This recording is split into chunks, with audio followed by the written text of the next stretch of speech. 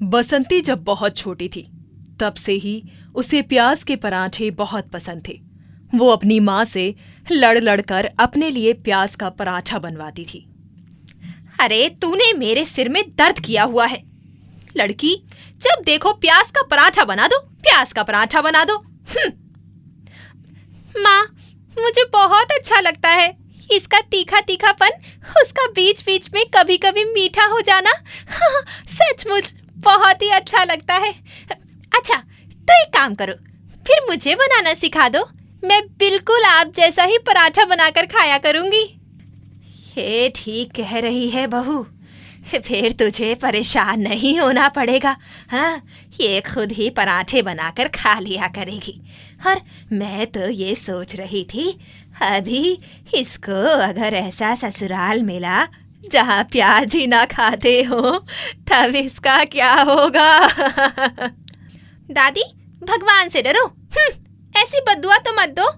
अगर ऐसा हो गया तो सच कहती हूँ, दूसरे दिन ही मायके आ जाऊंगी। हाँ, खबरदार जो कभी ऐसी हरकत की तो फिर आप भी मेरे प्याज के पराठे पर नजर मत लगाओ। हाँ। फिर जैसे तैसे करके बसंती अपनी माँ से प्याज का पराठा बनाना सीख लेती है। अब उसे अपनी माँ को बार बार नहीं बोलना पड़ता था। जब भी उसका दिल करता वो रसोई में जाती और अपने लिए प्याज का पराठा बना लेती। समय तेज गति से बीत जाता है और बसंती के लिए रिश्ते आने शुरू हो जाते हैं। तब उसके माता पिता एक अच्छा घर देखकर बसंती की शादी कर देते हैं। ससुराल में पहला दिन। बहू, आज तुम्हारी पहली रसोई है, मीठा बना लेना और जो तुम्हारा दिल है वो खाना बनाना। हाँ, लेकिन याद रहे हमारे घर में कोई प्याज लहसुन नहीं खाता, तो खाना बिना प्याज लहसुन का बनाना पड़ेगा। ये सुनते ही बसंती के तो होश फाख्ता हो गए। वो झटके से अपनी सास की तरफ देखती है, जैसे कि उन्होंने कोई अनहोनी बात कह दी हो। क्या हुआ बहू, ऐसे क्या देख रही हो? क्या तुझे खाना बनाना नहीं आता? नहीं नहीं, ऐसा नहीं है, खाना तो बना लेती हूँ, लेकिन मुझे बिना प्याज लहसुन का खाना बनाना नहीं आता। कोई बात नहीं, धीरे धीरे सीख जाओगी, मैं तुम्हारी मदद करूंगी। हाँ? तब बसंती मन ही मन सोचती है कि दादी ने कितनी बड़ी बद्दुआ दी थी। जैसे तैसे करके बसंती सबके लिए खाना बना लेती है, लेकिन जब वो खुद खाने बैठती है तो उसे खाने में बिल्कुल भी स्वाद नहीं आता। और तब उसे प्याज का पराठा याद आता है। अगले दिन जब वो अपने घर जाती है। बस करो दादी, तुमसे अपनी पोती की खुशियां ही नहीं देखी गई, तभी तो उस दिन ऐसी बद्दुआ दी। और क्यों ढूंढा मेरे लिए ऐसा ससुराल, हाँ, जहाँ पर प्याज लहसुन नहीं खाते। अब मेरे प्याज के पराठे का क्या होगा? हाय हाय, ये तो तुम्हारे पिताजी ने बताया ही नहीं था कि वो लोग प्याज लहसुन नहीं खाते। हाय, मेरी बच्ची कहाँ फंस गई। ये देखो तो माँ, बेटी प्याज के पराठे के लिए रो रही हैं। अरे ये देखो कि लड़का कितना अच्छा है, घर बार कितना अच्छा है, कोई कमी है क्या लड़के में? अरे सुनील बहुत ही अच्छा है। सुनील कितना भी अच्छा क्यों ना हो दादी, लेकिन वो प्याज नहीं खाता। सोचो मेरे बारे में कि आपकी पोती का क्या होगा। हाँ, वो तो कल आपका दामाद बना है, मैं तो पिछले 23 साल से आपकी पोती हूँ। हाँ। ये कहकर बसंती रोने लगती है। नाना मेरी बच्ची, रोने की जरूरत नहीं है, मैं अभी तेरे लिए प्याज का पराठा बनाकर लाती हूँ। और तू फिक्र मत कर, जब भी तेरा दिल करेगा तो यहाँ चली आना। हाँ? ओह, बड़ा प्यार आ रहा है बेटी पर। फिर एक काम किया करना, रोजाना प्याज के पराठे लेकर इसके ससुराल के बाहर खड़ी हो जाना। हाँ हाँ, अगर जरूरत पड़ी तो मैं ऐसा भी करूंगी, लेकिन मैं अपनी बेटी को दुखी नहीं देख सकती। आपको नहीं पता, जिस तरह जादूगर की जान तोते में अटकी होती है, इस तरह बसंती की जान प्याज के पराठे में अटकी है। फिर बसंती की माँ गर्मा गर्म प्याज के पराठे बनाकर लाती है और बसंती उन पराठों को ऐसे खा रही थी जैसे कि आज के बाद फिर कभी उसे प्याज के पराठे मिलेंगे ही नहीं। ससुराल वापस आने पर। भाभी, वैसे तो माँ के साथ मिलकर आप खाना अच्छा बनाती हो, लेकिन सबसे अच्छा खाना क्या बनाती हो आप? अरे किसी दिन वो बनाकर खिलाओ ना प्लीज, जो आप सबसे अच्छा बनाती हो? सचमुच में देवर जी, आप वो चीज खाने चाहते हो जो मैं सबसे अच्छा बनाती हूँ? तो मैं बता देती हूँ, मैं प्याज का पराठा बहुत अच्छा बनाती हूँ और मुझे सबसे ज्यादा वही पसंद है। मुझे चाहे कोई भी खाना मत दो, लेकिन प्याज के पराठे के बिना तो मैं रह ही नहीं सकती। अरे अरे अरे अरे, चुप हो जाओ भाभी, इतना तेज मत बोलो। अगर माँ ने सुन लिया तो घर में आफत आ जाएगी। अरे तुम्हें पता है ना, घर में माँ की वजह से आज तक कभी हमने प्याज लहसुन नहीं खाया। रहने दो भाभी, अपनी पसंद का खाना अपने मायके में ही खा लेना और बना भी वहीं लेना। मुझे आपके साथ पूरी हमदर्दी है। हे भगवान, अब मैं क्या करूं?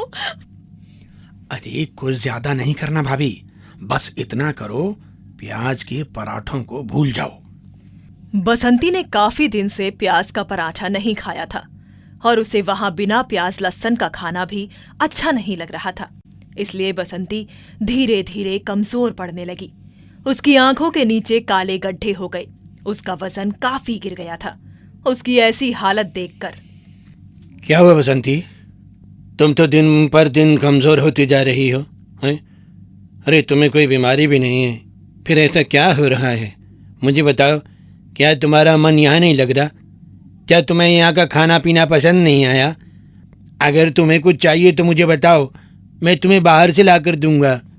नहीं, बाहर से लाने की जरूरत नहीं है, मुझे मेरी माँ के घर ले चलो। अरे ठीक है, तुम परेशान मत हो, मैं माँ से कहता हूँ। और चलो तुम तैयार हो जाओ। माँ के घर जाने से ही बसंती खुश हो जाती है। वो जल्दी से तैयार हो जाती है।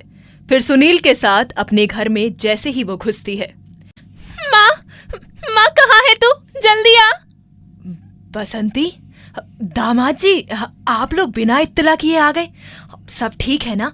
और बसंती, तेरी ये हालत, बेटा तू बीमार है? नहीं माँ, मैं बीमार नहीं हूँ, मैं भूखी हूँ। मुझे बहुत तेज भूख लग रही है, जल्दी से प्याज के पराठे बना दो। बसंती के मुंह से ये सुनकर सुनील उसे एकटक देखे जा रहा था कि वो केवल प्याज के पराठे के लिए इतनी कमजोर हो गई। तभी बसंती की दादी भी वहां आती है, सुनील को आशीर्वाद देती है। सुनील वहीं पर बैठ जाता है। अरे ये तूने क्या हालत बना रखी है बसंती? कोई कह देगा तेरी शादी को अभी 5 महीने हुए हैं। आप तो बस करो दादी, ये आपकी बद्दुआओं का ही नतीजा है जो मुझे ऐसा ससुराल मिला। हैं? ये तुम क्या कह रही हो? घर में क्या कोई तुम्हें कुछ कहता है? हैं? मेरी माँ तो कभी किसी से कुछ नहीं कहती, ना लड़ाई करती है, फिर तुम ऐसी बातें क्यों कर रही हो? नहीं, मैं माँ के लिए कुछ नहीं कह रही हूँ। मैं तो बस ये कह रही हूँ कि आपके घर में कोई प्याज लहसुन नहीं खाता और मैं बिना प्याज के पराठे के नहीं रह सकती। अच्छा, तो तुम इतनी कमजोर केवल प्याज के पराठे के लिए हुई हो? हाँ? अरे मुझे बता देती, अरे मैं बाहर से ले आया करता। बेटा, ये जब 5 साल की थी तब से अब तक इसे प्याज के पराठे का ऐसा जुनून है कि बस पूछो ही मत। हाँ बेटा, कभी कभी इसके लिए बाहर से पराठे ले आया करना। हाँ।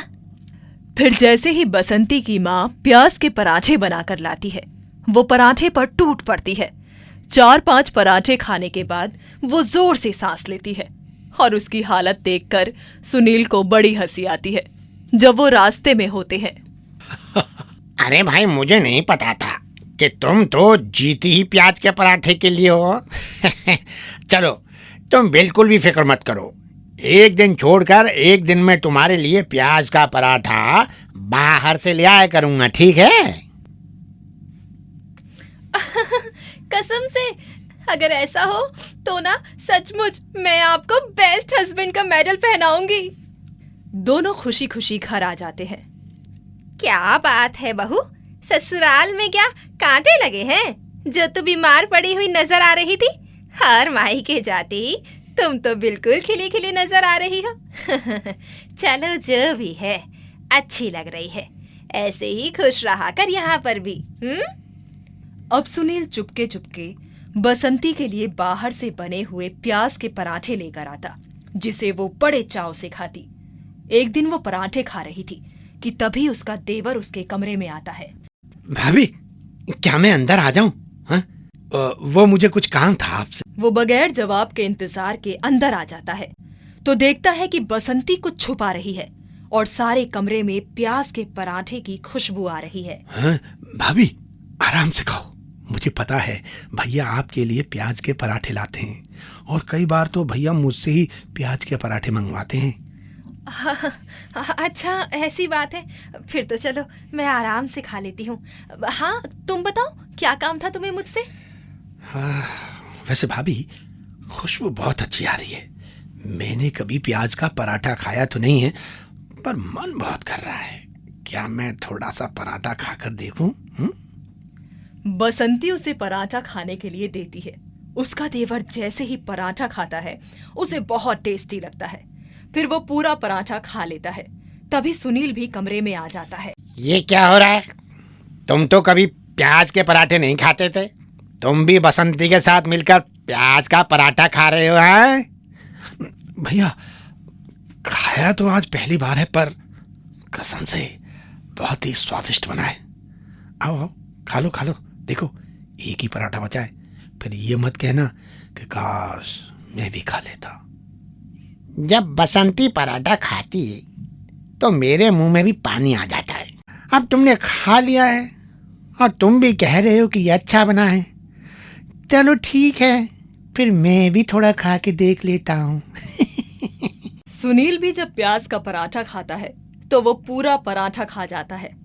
अब घर में चुपके से प्याज के पराठे आते तो बसंती, सुनील और उसका देवर तीनों चुपके से कभी इस कमरे में, कभी छत पर इकट्ठा होकर प्याज के पराठे खाते। और उस दिन सुनील, उसका भाई और बसंती अपनी सास को ये कहते कि उन्हें भूख नहीं है। इस तरह होते होते 1 महीना बीत जाता है। इस घर में जरूर कुछ गड़बड़ है। इन तीनों ने 2-4 दिन में एक बार इन लोगों को भूख ही नहीं होती। सिर्फ मेरे लिए खाना बनता है। पर ऐसा क्यों है? मुझे पता लगाना ही होगा। उसी दिन शाम को तीनों खाना खाने से मना कर देते हैं। सास कुछ नहीं कहती, चुपचाप खाना खा लेती है, लेकिन वो तीनों पर नजर रखती है। रात को देवर प्याज के पराठे खरीद कर लाता है और सारे के सारे सुनील के कमरे में बैठकर प्याज के पराठे खा रहे थे कि तभी दरवाजा खुलता है। अच्छा, तो ये सब चल रहा है। हाँ, तभी मैं कहूँ कि तीनों को भूख क्यों नहीं लगती। चुपके चुपके प्याज के पराठे खा रहे हो। माँ जी, इन दोनों की कोई गलती नहीं है। मुझे बचपन से ही प्याज के पराठे बहुत पसंद है, तो इसलिए मैंने बाहर से मंगवा लिए। और अपने साथ साथ इन दोनों को भी खाना सिखा दिया है? हे भगवान, इसका मतलब मेरे घर में तो प्याज पराठा वाली बहू आई है। हाँ? बहू, तुझे पसंद है तो मैं रोक टोक नहीं करूँगी। बाहर से आज के बाद मंगाने की जरूरत नहीं है, घर में ही बनाकर खा लिया करना है। ये सुनकर बसंती हैरानी से अपनी सास को देखती है और फिर आकर कस के उसे गले लगा लेती है। अरे, अब बस पीकर गला घोट देगी क्या मेरा? है? ये सुनकर सब हंसने लगते हैं। उसके बाद से बसंती जब भी दिल होता प्याज का पराठा बनाकर खा लेती। सोमनाथ दरवाजे के बाहर खड़ा हुआ अक्षय की बातें सुन रहा था। उसे अंदर से अक्षय की चिल्लाकर बोलने की आवाज आ रही थी। वो अपनी माँ सुषमा पर चिल्ला रहा था। दिया ही क्या है तुम दोनों ने मुझे आज तक? इस रूखी सूखी रोटी को खिलाने का मतलब ये है कि तुम लोगों ने मेरा पेट भर दिया। मेरे सब दोस्त इधर उधर घूमते हैं, मजे करते हैं, और तुम लोगों से अगर पैसे मांग लूं तो हमेशा कंगाली दिखा देते हो। अक्षय बेटा, तुमने तो आज हद ही पार कर दी है। तू अपने माँ बाप से ऐसे कैसे बात कर सकता है? हम दोनों से जिंदगी भर जो बन पड़ा हमने तेरे लिए किया। जो भी आप लोगों ने मेरे लिए किया, इससे तो अच्छा होता ना करते। सच कहता हूँ, एक बारी में शहर चला गया तो कभी यहाँ पर नहीं आऊंगा, देखूंगा भी नहीं मैं तुम दोनों को। अक्षय की बात सुनकर सुषमा रोने लगती है कि तभी उसका पति माधव उसे चुप कराता है। तो क्यों रो रही है पगली? जब बच्चों के पर निकल आते हैं, वो उड़ना सीख जाते हैं तो कहीं भी चले जाते हैं। बस हम भी यही सोचेंगे कि इसके पर निकल गए हैं और ये उड़ना चाहता है। हाँ हाँ, मैं उड़ना चाहता हूँ। मैं थक गया हूँ तुम लोगों के साथ इस गरीबी में रहते रहते। अक्षय बोले ही जा रहा था कि तभी सोमनाथ गुस्से में दरवाजा खोलता है और अंदर आकर अक्षय के मुंह पर एक जोरदार थप्पड़ मार देता है। पिछले आधे घंटे से मैं तेरी बकवास सुन रहा हूँ। तुझे शर्म नहीं आती अपने देवता समान माँ बाप के सामने इस तरह जबान लड़ाते हुए? फूफा जी, क्या गलत कहा है मैंने? नहीं, तूने कुछ गलत नहीं कहा है। ये लोग गरीब हैं, लेकिन इनका दिल कितना अमीर है वो मैं तुझे अभी बताता हूँ। नहीं नहीं भाई साहब, अक्षय को कुछ मत कहिए। नहीं भाभी, जब बच्चे अपनी हदें पार करने लगे तो उन्हें बताना पड़ता है कि हम उनके माँ बाप हैं और उनकी हदें क्या हैं। फिर सोमनाथ अक्षय के कंधे पर हाथ रखता है और उसे चारपाई पर बैठने के लिए कहता है। अक्षय, जो मैं बात तुझे आज बताने जा रहा हूँ, मैंने वादा किया था कि मैं ये बात कभी भी सामने नहीं आने दूंगा, लेकिन आज तुम्हारी बदतमीजी ने मुझे सब कुछ कहने पर मजबूर कर दिया है। जिन माता पिता के लिए तू इतनी बुरी बातें बोल रहा है, सुषमा भाभी को जो तू कुछ कह रहा है, मत भूल अगर इन्होंने तुझे अपना दूध न पिलाया होता तो इस दुनिया में ही नहीं होता। क्या मतलब है इस बात का? एक माँ अपने बच्चे को दूध पिलाती ही है। माँ अपने बच्चे को दूध पिलाती है, लेकिन किसी और के बच्चे को दूध पिलाकर जिंदा नहीं रखती। सुषमा भाभी ने तुम्हारे लिए कितना बड़ा बलिदान दिया है वो मैं तुम्हें बताता हूँ। तुम 2 दिन के थे जब मैं सुषमा भाभी के पास तुम्हें लेकर आया था। ये कहकर सोमनाथ अपने अतीत में चला जाता है। भाभी, इस बच्चे का मैं कैसे ध्यान रखूं? इसकी माँ तो दुनिया छोड़कर चली गई और ये जिम्मेदारी, इतना छोटा बच्चा, अब आप ही बताओ। होनी को कौन टाल सकता है भैया? देखो, दीदी का परसों निधन हुआ है और इधर मेरे बेटे को। तुम इसकी चिंता करो, इसे मेरे पास छोड़ दो। मैं इसे अपने बेटे की तरह पालूंगी। भाभी जी, आपने तो मेरी बात कहे बिना ही समझ लिया। मैं आपके पास इसलिए इसको लेकर आया था। मेरे बेटे की जान बचा लीजिए। फिक्र मत करो, आज से ये हमारा बेटा है। इसकी सारी जिम्मेदारी हम उठाएंगे। और आप भी अब कहाँ जाएंगे? आप भी हमारे साथ ही रहिए। नहीं भैया, मेरा तो इस संसार से मन ही उठ गया है। सोच रहा हूँ कुछ समय के लिए आध्यात्मिक की खोज में निकल जाऊं। लेकिन ये आपका बेटा है। नहीं भाभी, आज से ये सिर्फ और सिर्फ आपका बेटा है। उसके बाद सोमनाथ वहां से चला जाता है। सुषमा और माधव अक्षय का पालन पोषण करने लगते हैं। अक्षय जब 5 साल का था, जब खेलते खेलते उसे सर में गहरी चोट आई। बहुत खून बह चुका है डॉक्टर साहब। आप मेरे बेटे को बचा लीजिए, भगवान के लिए इसे बचा लीजिए। देखिए, आप दोनों जल्द से जल्द अपना ब्लड ग्रुप टेस्ट कराइए। बच्चे को खून चढ़ाना पड़ेगा। दोनों ही अपना खून टेस्ट कराने के लिए जाते हैं। फिर सुषमा से उसका खून मैच कर जाता है। सुषमा अपना खून अक्षय को देती है और अपने घर पर आने पर उसका बहुत ख्याल रखती है। सुनो जी, आज मेरे बेटे के लिए फल लेते हुए आना। बहुत कमजोर हो गया है लाडला, इसे ताकत की चीजों की सख्त जरूरत है। ठीक है, आज अगर ठेकेदार ने पैसे दे दिए तो मैं माधव के लिए फल ले आऊंगा। सुषमा जानती थी कि माधव को इतने पैसे नहीं मिलते हैं। तब सुषमा ने पड़ोस में रहने वाली अपनी एक सहेली से बात की कि वो कपड़े सिलने का काम करती थी। सुषमा ने उससे कहकर कपड़ों की तुरपाई के लिए कपड़े लेने शुरू कर दिए और उन्हीं से जो पैसे उसे मिलते वो उससे अक्षय की जरूरतें पूरी करने लगी। सुषमा जानती थी कि अब अक्षय को स्कूल में एडमिशन भी कराना है और आगे उसकी पढ़ाई के खर्चे भी हैं, इसलिए उसने काम भी बढ़ा लिया। लेकिन इतनी बारीकी का काम करते करते उसकी आंखें कमजोर होने लगी थी। अब अक्षय ने भी अपनी पढ़ाई पूरी कर ली थी। माँ, इन थोड़े से पैसों में मैं क्या करूंगा? शहर जाकर नौकरी ढूंढना कोई मामूली बात नहीं है। दोस्तों के साथ आने जाने में किराया खर्च होता है, भूख लगती है तो कुछ खाते भी हैं, 10 जगह पर घूमना पड़ता है। देखो बेटा, तुम्हारे बाबा और मैं मिलकर जितना कमा सकते हैं वो सब हम तेरे ऊपर ही तो खर्च करते हैं। और रही बात बाहर खाना खाने की, तो मैं तुझसे कहती हूँ कि रोटी बांध देती हूँ, तब मना क्यों करता है? माँ, तू गांव में रहती है ना, इसलिए ऐसी बातें करती है। शहर जाकर मैं पोटली खोलकर रोटी खाऊंगा। तुम्हें नहीं पता शहर के लोग किस तरह रहते हैं और कैसे खाते हैं। अक्षय बेटा, ये तू आजकल कैसी बातें करने लगा है? जब देखो हमें गरीबी के ताने मारता है। शहर के लोग भी मुंह से ही खाते हैं। और हाँ, मैंने आज तक तुझ पर कभी सख्ती नहीं करी, लेकिन मेरी बात कान खोलकर सुनो। जो तुम्हारी माँ खाना दे उसी को लेकर जाओ और ज्यादा फिजूल खर्ची करने की जरूरत नहीं है। जहां पैदल आ जा सकते हो वहां पर पैदल आओ जाओ। 4 साल पहले ये जूते दिलाए थे आपने, जिसे पहनकर शर्म आती है। कहाँ जाऊं? और मैंने आज माँ से बोला ही क्या सिर्फ जूतों के पैसे ही तो मांगे। हाँ तो 500 रुपए के जूते क्यों नहीं खरीद लेता? क्यों अपनी माँ को इतना दर्द दे रहा है? कहाँ से लाए तेरे लिए 4000 रुपए के जूते? ये सुनकर अक्षय गुस्से में वहां से चला जाता है। तब सुषमा माधव से कहती है, अजी जवान लड़का है, उसके सपने हैं, अभी नौकरी नहीं लगी है ना, इसलिए वहाँ का गुस्सा भी हमारे ऊपर उतार देता है। पर हम तो माँ बाप हैं, क्या करें? सुनो, मेरे पास कुछ पैसे जमा है, थोड़े से पैसे तो मिला दो, दिला देते हैं ना उसे जूते। अपने 10 दोस्तों के बीच खड़ा होता होगा तो शर्म आती होगी। बस तेरी इन्हीं बातों ने उसे बिगाड़ कर रख दिया है। ठीक है, करता हूँ पैसों का इंतजाम। और 2 दिन बाद ही माधव उसके लिए 4000 वाले जूते ले आता है।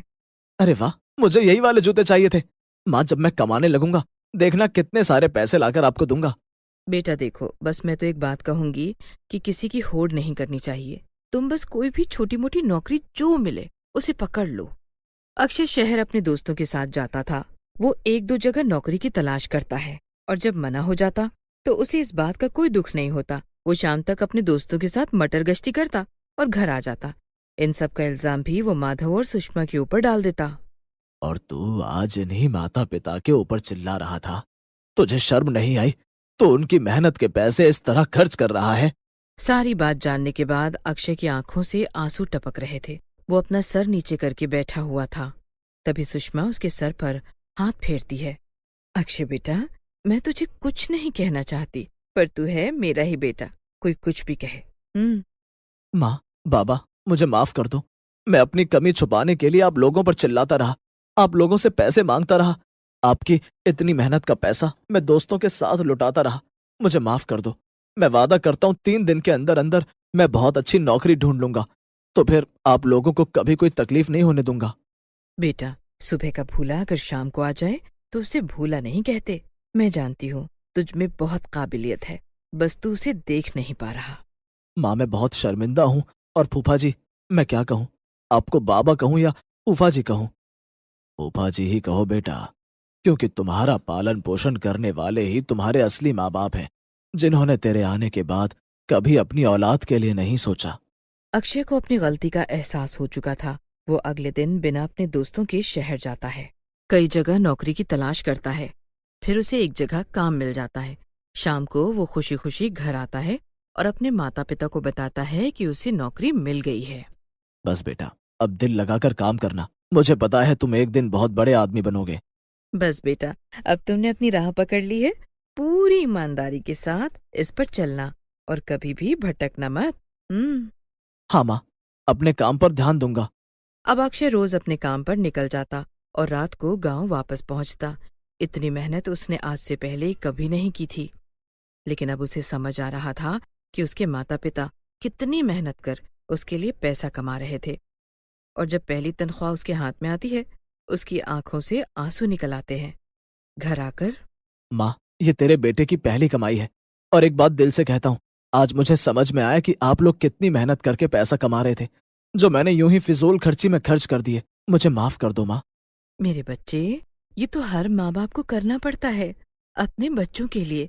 उनकी जरूरत की चीजें उन्हें देनी ही पड़ती हैं। अभी तुम इस बात को नहीं समझोगे, जब तुम्हारे बच्चे होंगे ना तो तुम्हें ये बात अच्छे से समझ आ जाएगी। मैं तो बहुत खुश हूँ कि आज मेरा बेटा कमाने वाला बन गया है। उसके बाद अक्षय अपने माता पिता के लिए दिन रात मेहनत करने लगा और देखते ही देखते वो 4-5 सालों में बड़ा आदमी बन गया। और सुषमा और माधव ने उसकी शादी एक अच्छी सी लड़की से करा दी। अब सोमनाथ भी वहीं उन्हीं के साथ आकर रहने लगा।